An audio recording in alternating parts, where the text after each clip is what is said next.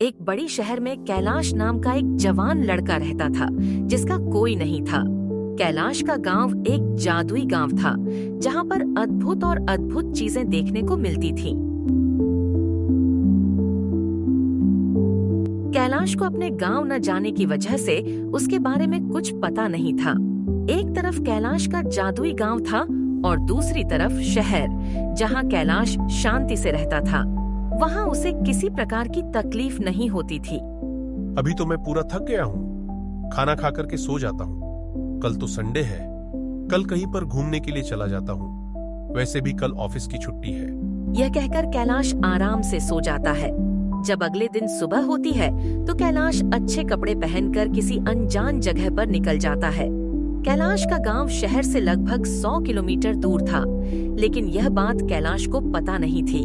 कैलाश ने अपने शहर से बस पकड़ी थी और किसी ऐसी जगह चल पड़ा था जहां वह कभी नहीं गया था।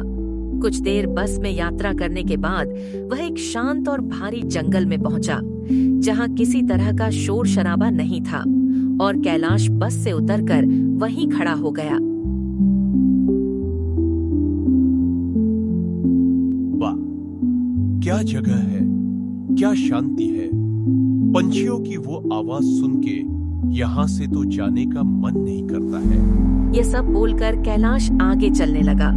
कुछ रास्ता चलने के बाद कैलाश को एक मुलाकात होती है एक अंकल से। अंकल, यहाँ पर आराम करने के लिए जगह कहाँ पर मिलेगी? तुम कहाँ से आए हो बेटा? लगता है तुम बहुत दूर से आए हो और बहुत थके हुए भी। हाँ अंकल, मैं बहुत थक चुका हूँ। मैं अभी थोड़ी देर आराम करना चाहता हूँ। मैं तुम्हें अपना घर नहीं ले जा सकता हूँ बेटा। मेरा घर बहुत छोटा है और मेरे घर पर बीवी बच्चे रहते हैं। माफ करना बेटा। नहीं अंकल, मैं आगे जाकर किसी जगह पर आराम कर लूंगा। ये बोलकर कैलाश अपने रास्ते पर चलने लगता है। कुछ दूर चलने के बाद कैलाश को एक बरगद का पेड़ दिखाई देता है। वहाँ कैलाश आराम करने के लिए रुकता है। जब कैलाश आराम करने के लिए बरगद के पास जाता है तो एक लड़की को देखता है जो सुनहरे रंग की थी। जब कैलाश उस लड़की के पास जाने लगता है तो उस लड़की से एक घोड़ा निकलता है। ये सब देखकर कैलाश डर जाता है और उस जगह से जाने लगता है। जैसे ही वह कुछ कदम चलता है तो पीछे से एक आवाज आती है, रुक जाओ कैलाश, मैं तुम्हारे मदद करने के लिए हूँ। तुम्हें क्या चाहिए मांग लो, लेकिन याद रखो सिर्फ 3 विश ही मांगना। ये बात सुनकर कैलाश रुक गया और पीछे मुड़कर देखने लगा।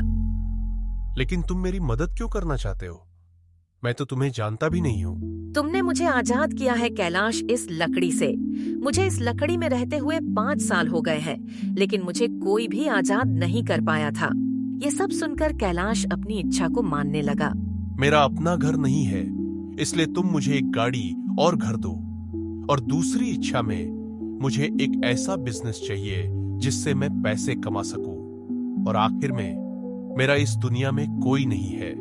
मुझे एक सुंदर सी पत्नी चाहिए जो मेरा ध्यान रख सके।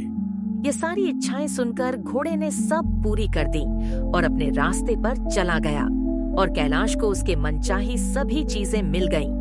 अब कैलाश शहर छोड़कर गांव में ही रहता है और अपने व्यवसाय को संभालता है।